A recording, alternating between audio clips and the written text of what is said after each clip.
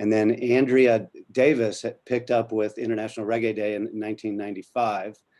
And Don and I are professors at St. John's University, and Andrea wanted to host International Reggae Day in New York City, but then we had the coronavirus lockdown. So we've decided to do it virtually. And so that's why I'm hosting it. And St. John's University is sponsoring this, is because Don's and I association with the university, who was kind enough, Dean Katya Passerini of College of Professional Studies, has allowed us to create a professional film archive in her office in Staten Island, where we have more than 300 U-matic and beta professionally made films of the original reggae festival that Don and his co-partners in Jamaica put on, and Don took all around the world. And so that's why I'm here. And that's why I'm hosting it. Don and I are hosting it, and the university's hosting it. And so, and then from the specific to the general, so in 1979, when I was a freshman in college, I was getting in reggae records from Jamaica at the same time Don was starting up the festival, and I was getting punk rock records from England, which contained punk and reggae combined. And so there's an axiom that you've always are attached to the music you grew up with. So I've loved reggae and the punk reggae crossover ever since.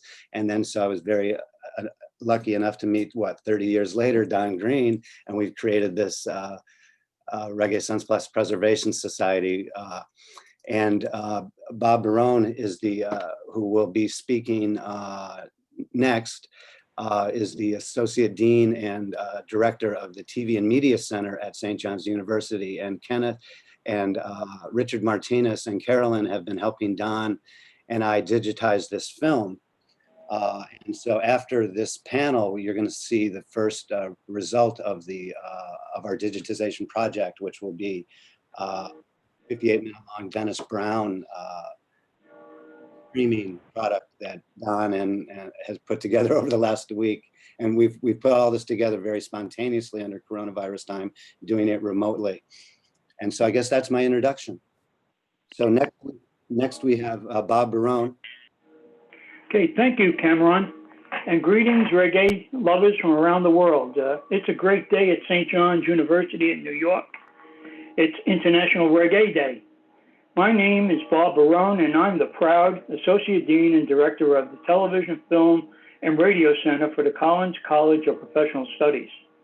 I wish to welcome all listeners to today's Sunsplash Preservation Society Day of celebrating great music with interesting and informative dialogue about the growing international focus on the magnificent Jamaican contribution to our world of music. St. John's University is the second largest Catholic university in the United States and one of the most diverse universities in the country. We at St. John's wish to recognize cultural diversity in all phases of life, including music. It has been a pleasure working with all those who have gifted their time, energy, and capital to plan and make this event possible. I especially thank two great St. John's professors, Dr. Cameron Weber and Don Green, for their contributions. Thank you all.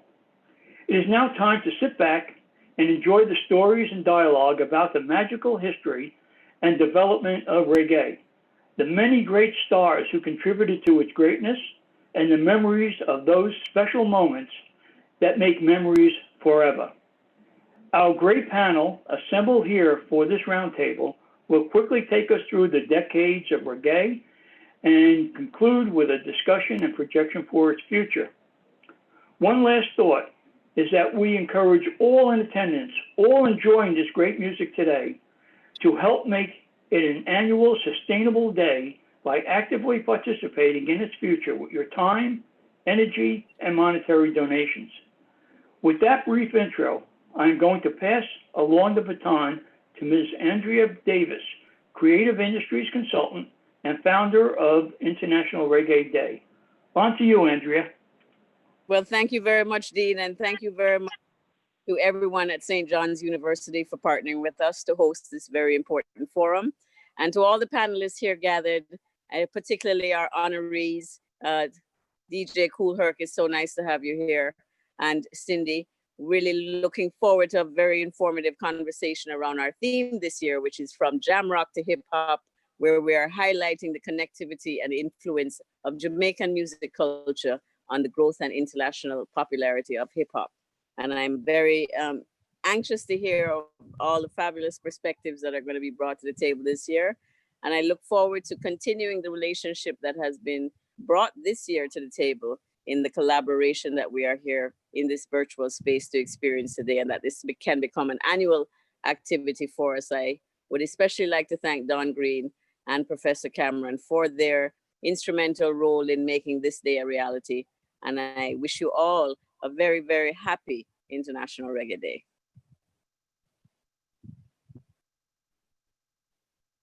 I'll throw it back to Professor Cameron.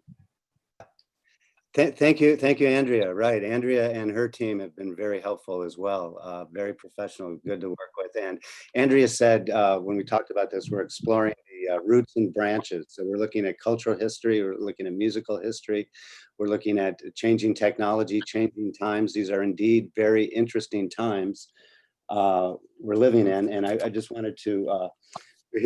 I'll just give you some context. Here's the Economist magazine. June 27, and here's the Schumpeter column.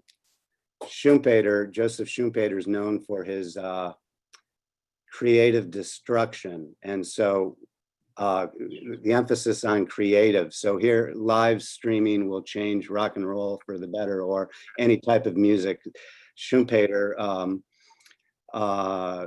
So creative destruction. The column putting a positive spin on this, saying that monopolies like Ticketmaster, quote unquote, monopolies like Ticketmaster no longer will control the live performance space. But on the downside, say for example, the Glastonbury Festival, which has celebrating its 50th anniversary this year, is not able to occur because of the social distancing enforced upon us by the state. And so what I'm saying is that this is an uncertain time, and when we get later to the DJ stuff, we're gonna talk about, and perhaps in the conversations of the panelists can talk about how you are coping with this now uncertain structural change in society, and then DJ Kool Herc himself is a innovator of creative destruction. But next we have Pat Moschino, a journalist of Billboard magazine, who's going to tell us, here's another example. I live in Brooklyn, and every year they have the Brooklyn Music Festival at the band shell in the park, and you'll see that that's not happening live everywhere. So it's all virtual reality today. George Orwell come to life. So the next we'll have Pat talk to us about her experience with reggae as the reggae journalist for Billboard magazine. Thank you very much. It's a pleasure to be here with all of you on this esteemed panel on International Reggae Day. And my presentation today is about it's an overview of the 1990s, the increased dialogue between hip hop and dance hall, keeping with the theme from jam rock to hip hop, and which hip hop was used to broaden dance hall's reach in the US, and to perhaps entice media who were unfamiliar with this sound coming from Jamaica in the early 90s, at the time when major labels took an interest in the music. But before I get to the 90s, I would just like to go back to 1985 to look at two songs. The earliest rap reggae collaborations that I'm aware of. Maybe there were ones before, but these are the first two I was aware of. The Run DMC and Yellow Man's Roots Rap Reggae. And for those listening who might not know, Yellow Man was the biggest star in Jamaica in the early 80s through like 85, 86, still very much a vital force today, but just to put his stardom in perspective, he was an icon in the music, still is. And Run DMC goes without saying, icons of rap. but yet these two icons came together on this song. It was pretty lackluster, and it didn't really, excite the way it should have given the talent involved. But there was a second reggae hip hop track in 1985, the Fat Boys Hardcore Reggae. Now that featured the Brooklyn Rap Trio alternating between rapping and toasting on a reggae rhythm and shouting out names of reggae legends. And the song was really an engaging, authentic rap tribute to reggae and dancehall. And it had a great video that included several Brooklyn-based Jamaican reggae pioneers such as Mikey Jarrett, Denroy Morgan, Welton Irie, and Sammy Dread. And the reason I cite these two as important to the 90s is because they represent what would happen as the 1990s hip hop and reggae collaborations began to proliferate. And some featured artists who were, genuinely enhanced each other, and there was a real connection that you could hear on record. Others just felt like they were forced, phoned in, just a gimmick that didn't work. But the increase in these reggae rap fusions was due to the phenomenal success of Shabba Ranks, who was signed to Epic Records in 1989. And Shabba did so much to break down barriers for the genre. He won 2 back-to-back Grammys in 1992 and 1993, respectively, for As Raw As Ever and Extra Naked. And As Raw As Ever became the first reggae album to top the R&B charts. So his success really brought this new sound to the mainstream, and suddenly every major label wanted to sign a dancehall artist. Now, there were so many signings with Epic, with Sony Records, with Epic and Columbia under the Sony umbrella, assigning so many of them, but there were, too many to mention here with the short allotment time. But just to say that Buju Banton was signed to Mercury Records, and his debut album, Voice of Jamaica, relied heavily on hip hop to push him to an American audience. Likewise, Capleton signed to Def Jam. Hip hop remixes were ordered for his mid-90s Jamaican dancehall anthems tour and Wings of the Morning. And of course, Shaggy was doing great with Virgin Records and topping R&B charts with hits like Boom Basket. But this period brought dancehall the densest exposure it has ever received in the American media. And keep in mind, it was a very new music. When we're speaking of dancehall, I mean, in the reggae sphere, there's debates about, dancehall is a place where we hear music. No, dancehall is a genre of music. But for these conversations, we're speaking dancehall as the digitized strain of reggae that came to prominence in 1985. And so by 1990, it's still a very young music being marketed by major labels who are looking to the success of hip hop, which again, the first rap records had only come around in 1979. So that wasn't a very old music either, but nonetheless, these two young sounds worked together and did a lot to propel each other. And, it was a very exciting time for the music.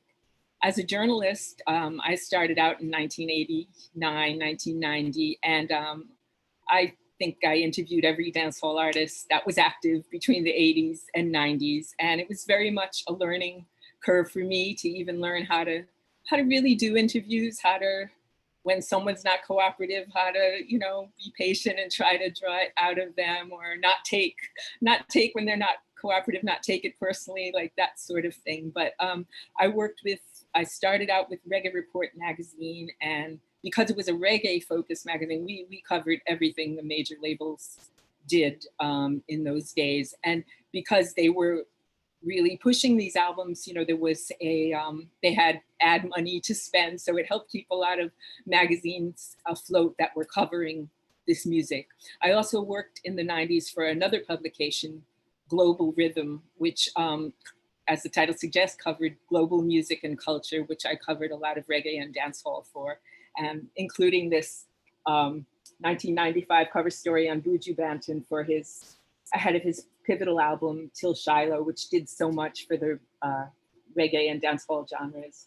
And then a later cover with Beanie Man in 1998. And I also did some freelancing for The Source, and that was very important because it was a hip hop publication wanting to cover reggae. And Herc, I interviewed you over the phone for a story back in 1999. It was called Roots Rap Reggae. Unfortunately, I don't have the publication anymore. I really have to look into the archives to get that. I have a little picture on my phone. I can show you later, though. There's a picture of you. But it was such a pivotal story. And, you know, you were so significant in telling that story for obvious reasons. And I just felt so honored to be able to do that in a publication like The Source. And I mean, I could go on, but that's a great place to leave it. Excellent. Now we're going to chapter 1. In the beginning, DJ Kool Herc and Cindy are going to talk to us about whatever they want to talk to us about. Let's kick it off. Greetings, everyone. How y'all doing? Thank you very much. Thank you very much. Okay, Cameron, you have a question you want to throw at us? Or do you just want us to just let you fill you in a little on how everything started? Yes, this is a oral history, cultural history. Tell us your story, please. Yes. Well, I migrated from Jamaica. Yeah, that's right. Young. All I know, the music I grew up on was the Scatterlight and Byron and the Dragonaires. And Bob was coming up at that time too.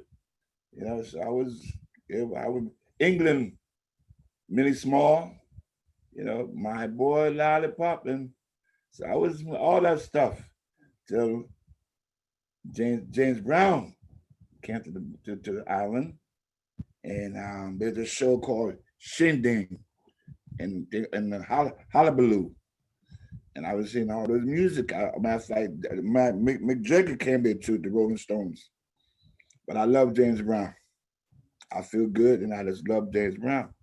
And I could understand him. I was learning, even speaking more, mocking the music, and I was, you know, getting influenced by that. But at the same time, to my father, he loved music. He was working at the time of Kingston Wharf Garage in Harbor Street. So he was getting music from the wharf. I remember the first time I heard White Music by Bing Crosby. Wow, we know the words to that right there. And he loved Nat King Cole, and all the records like Jim Reeves, Ella Fitzgerald. He loved her, but Nat King Cole was his man. And you know, I was always listening. I came to the States. I put out the more music before Frankie Crocker, before BLS was there. And I was listening to Three Dog Night. Oh man, it was Wolfman Jack. Wolfman Jack. And I was getting more of a wide range of music, a wide range of music. I was by my 45s, you know, from Ribbon, they call Ribbon Den. That was on Tremont and by Arthur Avenue. And I love it. He just took off from there. You know, so let me ask you this, DJ Kool Herc. Yeah. What inspired you to start the sound system? What was it like at the very first hip hop party? My father was always telling me we didn't for we nice music. He always tell me that's a good bounce. That's a good bounce. So that I was going to the old cars and get old speakers. Starting up with that. After a while, I started to record some go get my music. My system was at Harvey's downtown, and 46 at Sam Ash and BST. And but I love that. I wanted my music more than just in the records and stuff. I want a sound system. I'm still heavy too, but I can't move around. I can't move it around them things no more. This is one of the first records I bought when I was a young man, original ska, and there's a sound system there, ska music, and then My father was good friends with Sir Coxsone. yeah, Coxsone was his best friend. yeah, So, Mango Records. Yeah, and you Roy was my man, and I met Big U. I met you Roy, and an influence for family wise, Barris Hammond is my cousin. Also,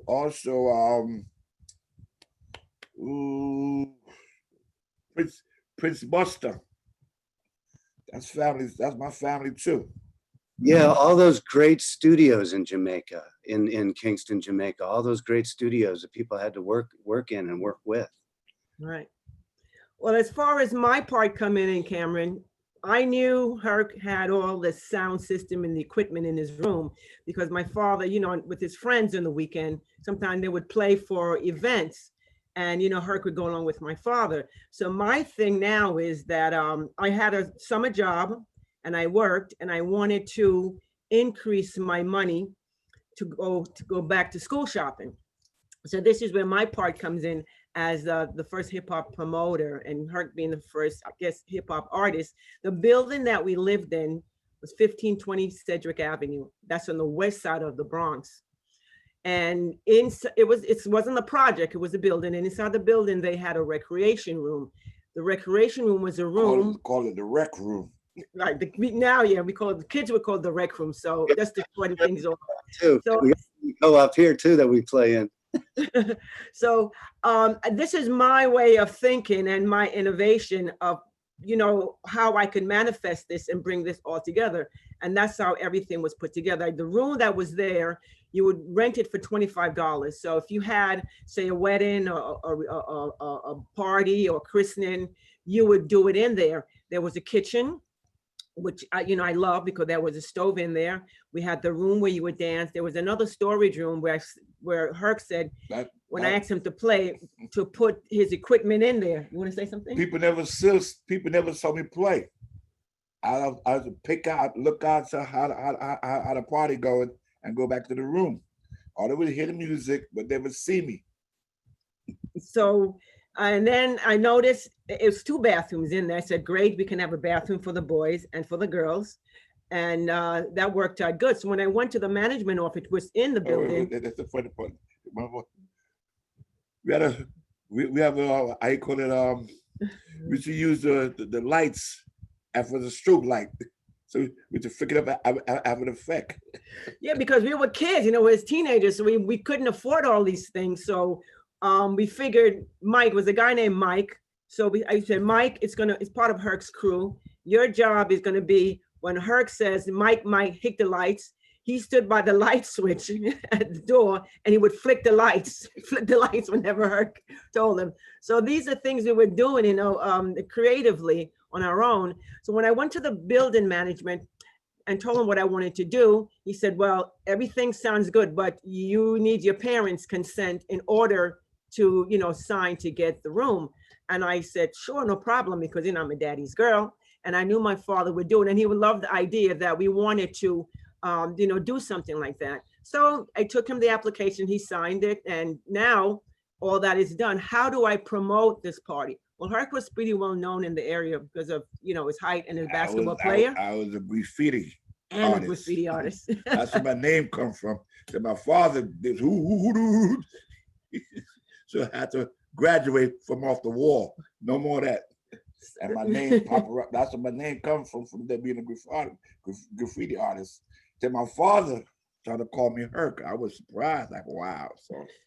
So I had to organize everything. Now, where we live was a building with no stores or anything to get there. Once anyone left to go to the store to buy a soda or get something to eat, I knew they weren't going to come back there. So my thought is, I told my father to take me to the wholesale store so I could buy the hot dogs, the rolls, the mustard, the relish.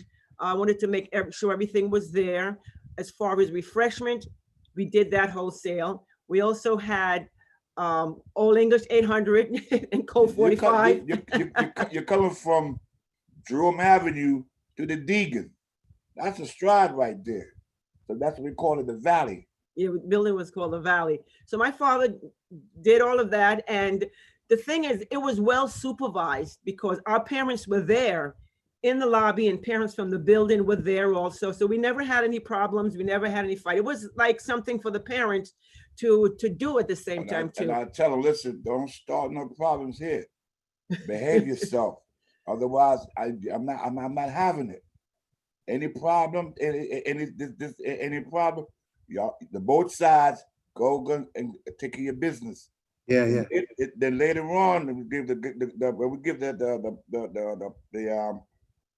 block party.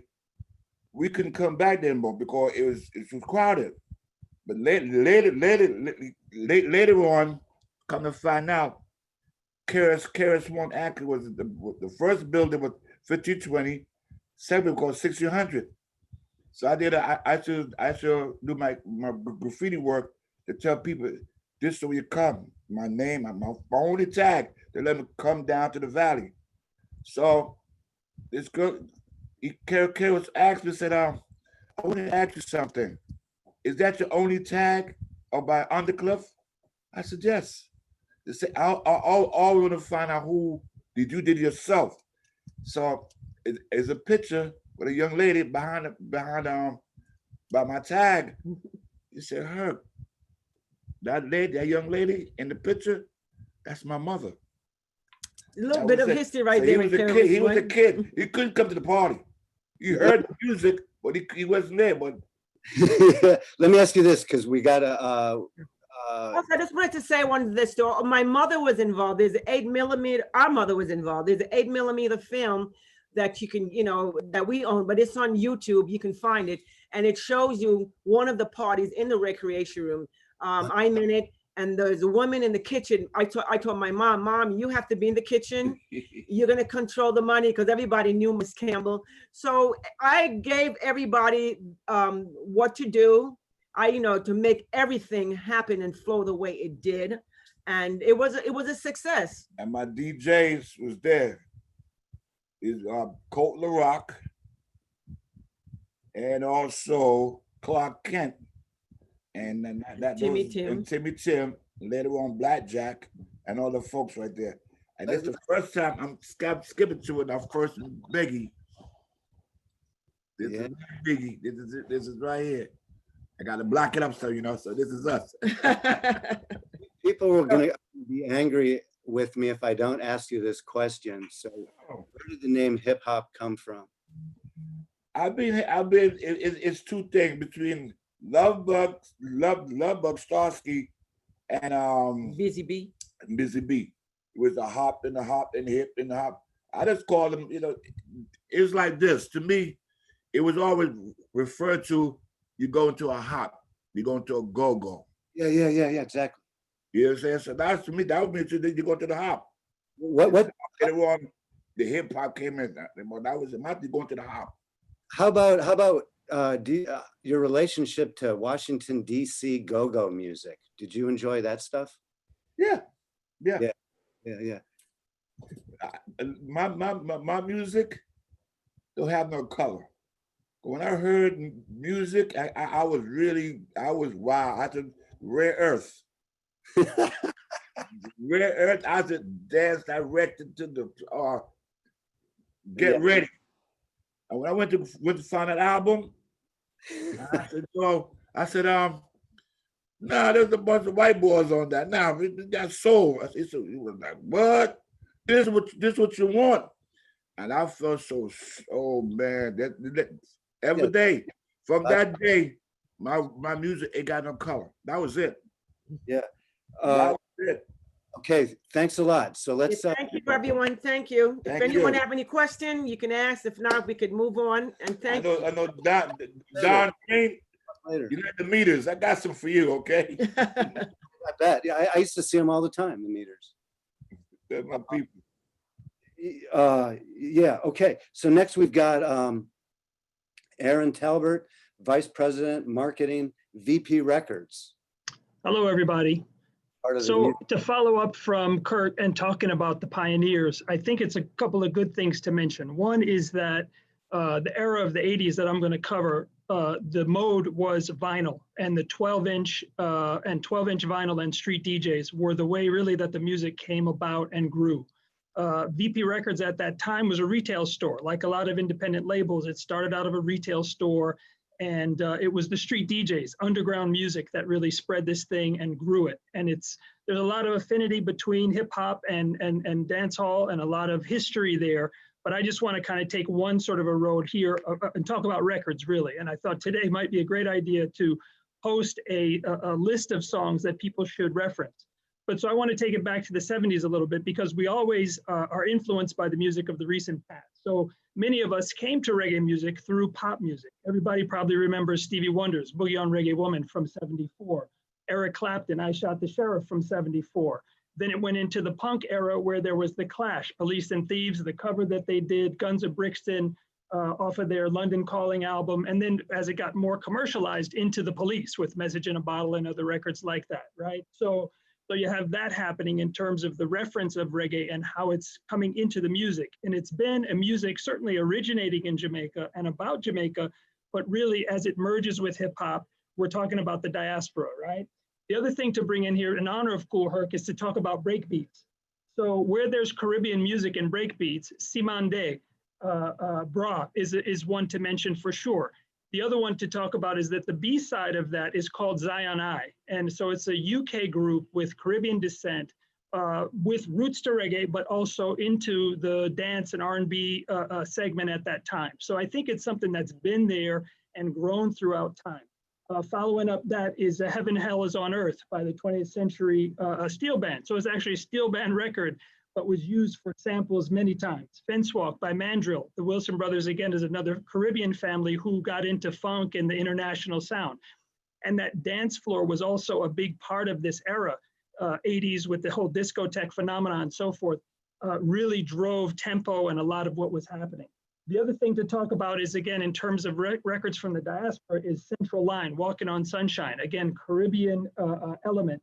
Denroy Morgan, who Pat mentioned earlier with I'll Do Anything for You, which is a direct link. And my hip hop jewel from really tying in with reggae is The Show and Lottie Dottie with Slick Rick, which, all of those things are really kind of leading to a flavor that maybe got its full bloom with Soul to Soul at 89 going into 90. So during this period, oh, that's my light's gone out.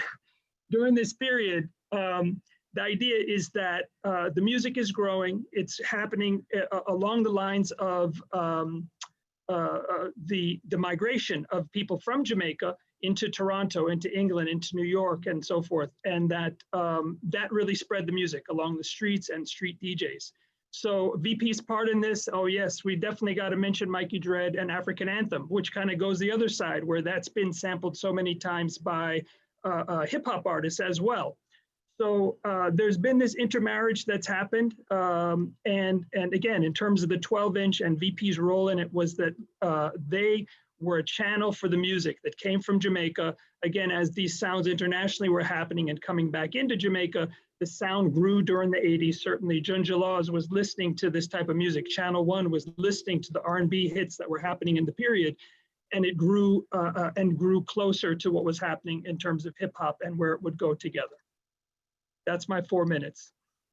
That's beautiful. Thank you very much, Erin, which is a perfect segue into our next speaker, panelist, Larry the Duck Dunn, who's going to talk to us, who had a show called Punky Reggae Party. And they did a film called New Way. Dare to Be Different.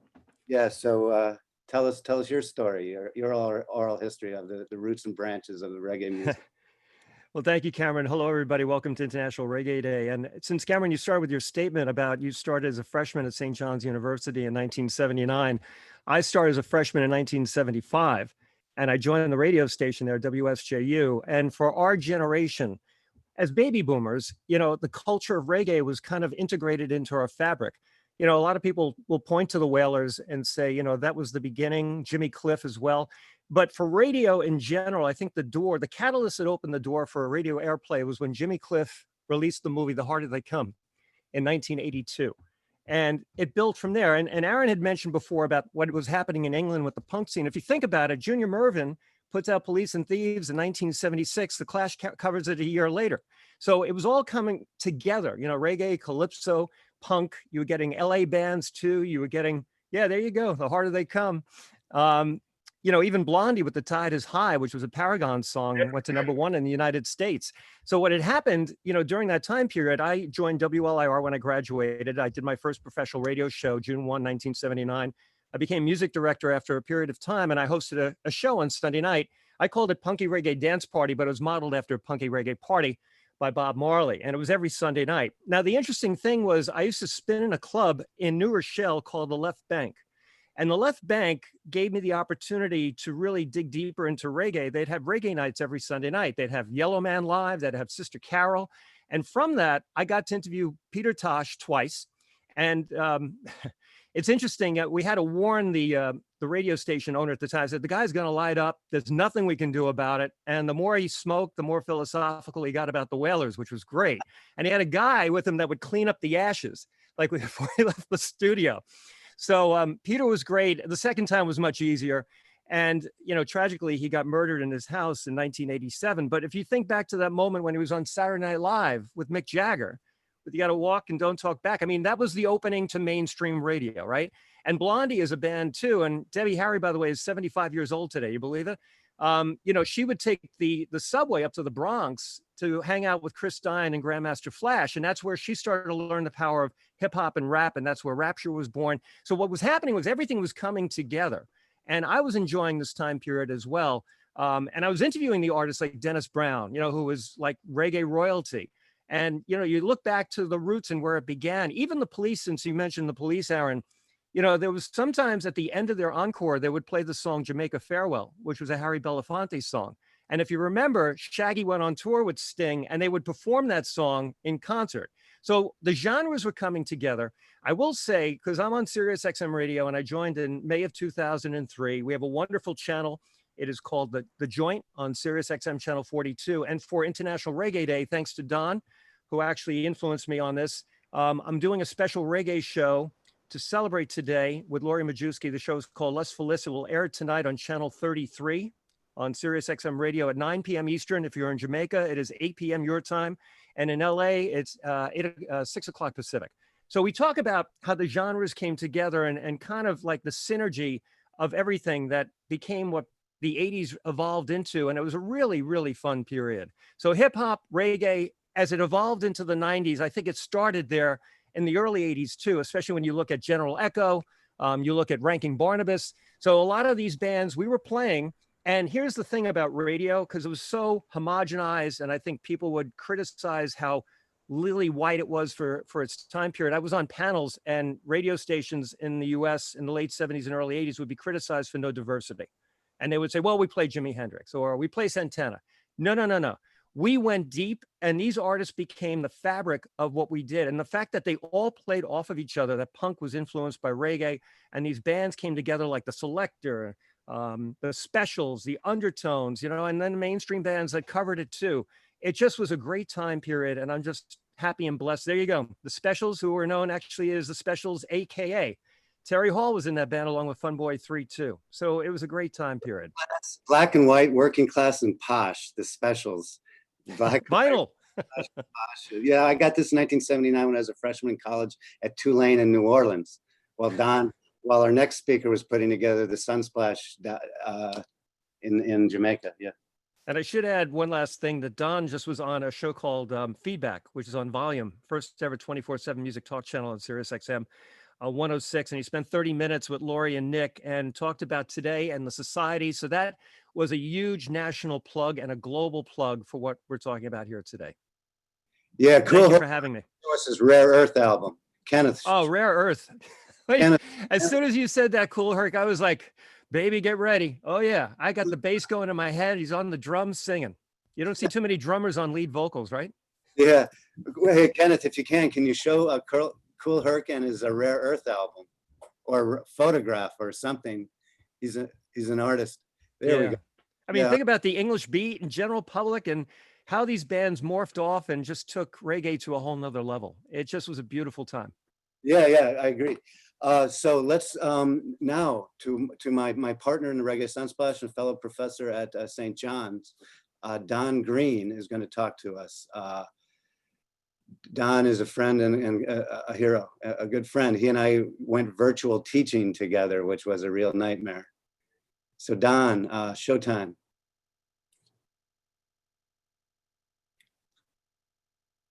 Happy International Reggae.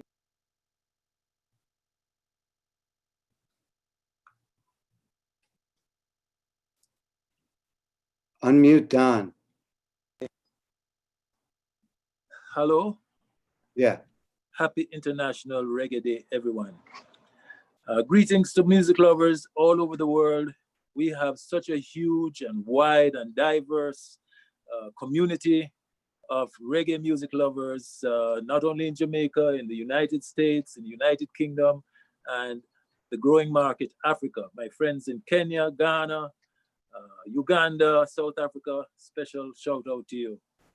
All right, my name is Don Green, and I am the co-founder of Reggae Sunsplash. We started the festival in 1978, June 23rd to the 30th, 1978. That was huge. 8 nights of reggae music. The music started at dusk and went on until dawn. It was something that had never been experienced before. And those people who were present at the first Reggae Sunsplash, they will talk about it for the rest of their lives. All right, so it was really great. In 1979, the following year, we were graced by the presence of the Honorable Nestor Marley. Bob Marley performed on Sunsplash, and that took Sunsplash to a whole new level. We had over 300 journalists coming from all over the world, from as far as Japan. The Jamaica Tourist Board, they were really freaked out to see so many journalists coming from all parts of the world. And the first Sunsplash in 1978 was really an experiment between the Jamaican Tourist Board and Synergy Productions, the production company that produced and promoted Reggae Sunsplash for all these years. It was an experiment because prior to 1978, all the hotels and the entire tourist industry would come to a halt. We would close down all of that for the summer period because summer, the tourist board figured summer took place in North America, in Europe, and in Jamaica at the same time. And summer meant going to the beach, right? So they figured nobody would want to come to Jamaica to experience our beach during the summer. So we had to think of another idea, and hence Reggae Sunsplash was born. So it was really a good experiment because it has really created an entire tourist season. It went down very well. In 1978, in 1979, Bob Marley performed in the festival, took it to another level. In 1981, the entire music industry came to a standstill, May 11th, 1981. That's when Bob Marley transitioned. And at that point, it's as if Reggae Sunsplash got new meaning, new purpose, because we know we had to carry on the music. And all the experiences that I've been hearing since morning about the 1980s and the 1990s, Reggae Sunsplash was the platform where all the people in the industry met. So it was very interesting. 1982 was a special year also for Sunsplash. We had Denise Williams, the Princess of Soul, performing on Sunsplash for the first time. We had R&B on Reggae Sunsplash. 1982 was also important because Yellow Man took the stage at about 5 o'clock. I guess it was Friday morning because Thursday night was the night we devoted to dance all night. And it was really an amazing event. Not only was the park filled inside, but on the walls, around the park, in the trees, people just wanted to see Yellow Man. King Yellowman gave a command performance, and he actually created like a dancehall culture and demonstrated that indeed dancehall had now overtaken roots music as the most popular night on Sunsplash. 1984, we took Sunsplash out of Jamaica for the first time. We went to Crystal Palace, and that's Crystal Palace football grounds, where we see all the Premier League matches being played. And we filled it up. We were sold out at Crystal Palace, 1984. So good was the event received by so many West Indians living in England, and they had been primed already by what was happening. So we had a great festival, 1984. In 1985 was a very breakout year for Sunsplash, because we started our first US tour, and that would continue for the next 10 years. The first US tour started with Dennis Brown, Gregory Isaacs, and Third World. We had backup band was Lloyd Parks and We the People. And that was something else. First time we tried it, we went to Radio City Music Hall. We sold out Radio City Music Hall twice in 1985. And then we went to the Greek Theater in Los Angeles. We actually covered some 35 cities across the United States with our first tour. And the Greek Theater's in Berkeley. Berkeley. Yes. We played there too. So that was 85. In 1987, we had another watershed event. We had arguably the biggest reggae event ever to take place. And this took place at Clapham Common grounds in London. We had some 300,000 people attending Reggae Sunsplash. And it was a park that was filled with families, children, mothers, fathers. It was really a beautiful sight to behold. And Don, not Yes. one single recorded violent incident, right? Not one major incident. 300,000, not one single. 1987. In 1990, and I got to finish up quite soon here, we did our first pay-per-view. First time Reggae did a pay-per-view event. And we did it in the tri-state area, Connecticut, New York, New Jersey, and we broke a record. Our pay-per-view buys were more than the World Cup for that particular year, 1990. So today we have something very special. Dennis Brown, we think very coincidental, born July 1st, 1957, and transitioned July 1st, 1999. Much too soon. Dennis Brown was the most popular artist on Reggae Sunsplash. He performed approximately 15 times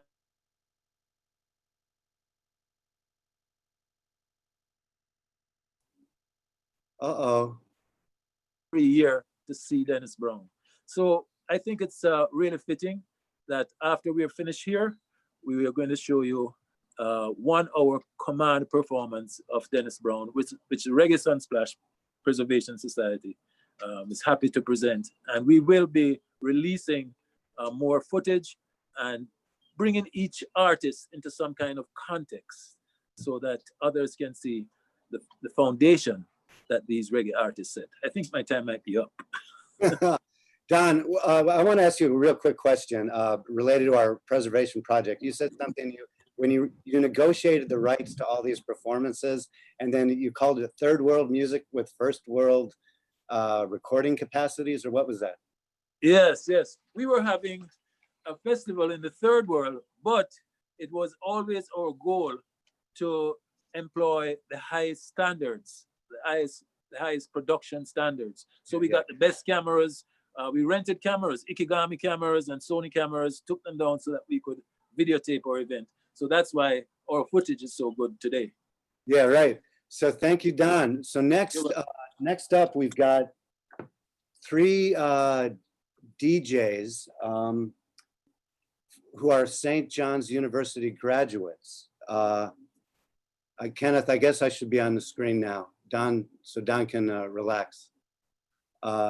Yeah, okay, so next up we've got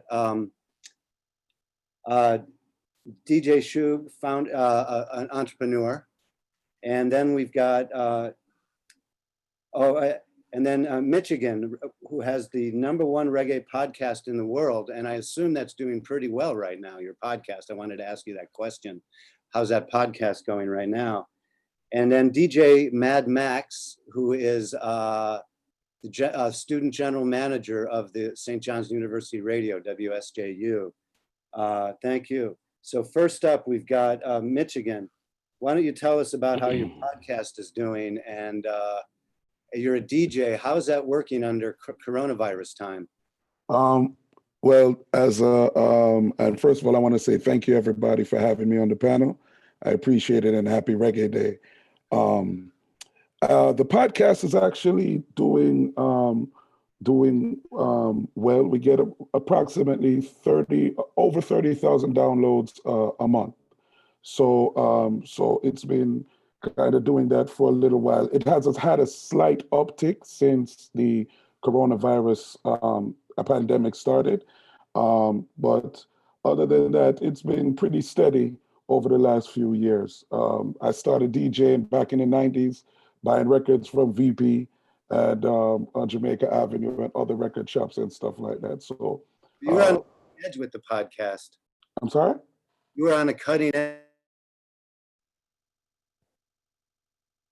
With the podcasting, I started it a while ago, before it became popular, and it's still it's a great thing because it reaches people all over the world. Right now, we've been downloaded in over 90 countries, but a lot of downloads in Africa, a lot of downloads in Europe, United States, South America, all over the islands and stuff.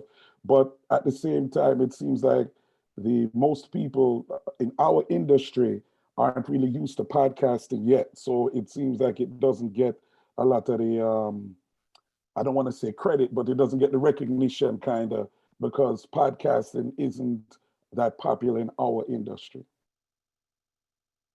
Well, great. So thank you.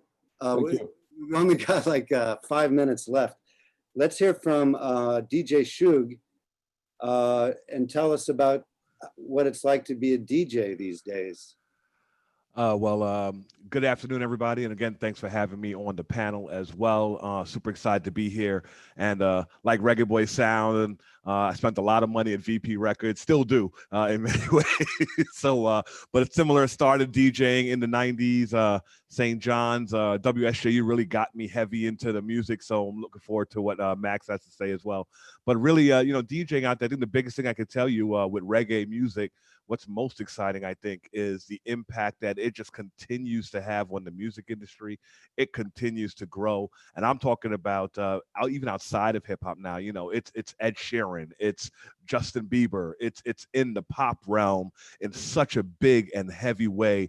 And, it really is, it's funny. I'm in a group. I actually was talking to Maxi Priest last night, and he was telling me how he got started and shagging. He was on Reggae Sunsplash as well, and talked about his experience with Dennis. And really, he said the same thing. It just continues to grow. And he's, it really is something that is changing the game. I would say the biggest thing that we have to look forward to, and I think what the Caribbean has to figure out, both in reggae music, soca music, who also has adopted a lot of the dance hall rhythm kind of feel, is how do we maximize the way people listen to music today and stream music today. There's so many platforms that are outside of radio that we have to make sure, the versus battle with Beanie Man and Bounty Killer is a prime example of how do you maximize these digital platforms for exposure. And I think that really is the next realm, if you will, for reggae music, and where we have to figure out how to grow a podcast. 30,000 people is wonderful. It's #1, but how do we get that to millions of people every week downloading reggae music? So I think that really is what we're looking for there. So it's all about digital content and how we monetize it for our artists and for the culture and for the music. Communication and stream media. That's a word from cultural economics. That's the future, at least during this coronavirus time. Digital communication and screen media. Absolutely. We got 3 minutes left. Let's hear from DJ Mad Max, who Max Yeah. Coughlin, tell It's us. an honor to be here. Yeah, tell us about St. John's Radio. Have you been keeping it going during coronavirus time in the last 3.5 months? What's the future of radio? Well, I definitely think that this is the future of the radio because I had a conversation with another DJ the other day. Just it's less liability for hosts to be in the building at these big corporations and big stations. So I definitely think that this could be the new norm for radio, perhaps. And it's easier, you know, you can just get out of bed or just work from your home studio basically and do your own show. And I think it's easier. You don't have to commute. And people prefer that nowadays. I've been able to run my show from home and I enjoy doing it. It's just, I get to mix live. I've been able to stream live. I stream live from my YouTube channel and do my shows every Monday night at 8 p.m. and Wednesday night at 9 p.m. Eastern time. And I've really enjoyed it during the coronavirus because it's an unfortunate time. The fact that I'm still figured out a way to still do my show, it's just a great time for me. Just continue to do what I love, but just to relate it back to reggae, because I know we discussed what we were going to discuss today before, how it has evolved at WSJ Radio, reggae music in particular. There's been music that has been played, a variety of it from different time periods at different shows throughout the time. WSJU Radio started in the 70s. So you always had different time periods played on people's shows. My show is based on 90s hip hop, R&B, and reggae music. So I tend to go to the artists from the 90s, such as Shabba Ranks, and just relating it to jam rock to hip hop. The big Shabba Ranks song that I'm a big fan of is a song he did with Chub Rock, Two Brethren. It's a big song in my opinion. It's really classic and it just combines the two genres. And that's something that I always found interesting, just hearing a classic hip hop artist like Chub Rock and Shabba Ranks on one track. It's like the best of both worlds. All right. So that's it. We have completed our, it's 2 o'clock, New York 1 o'clock New York coronavirus time. So that completes our panel. And it was very, very good. And I thank everybody for coming and participating. So have a good one and we'll see you next time.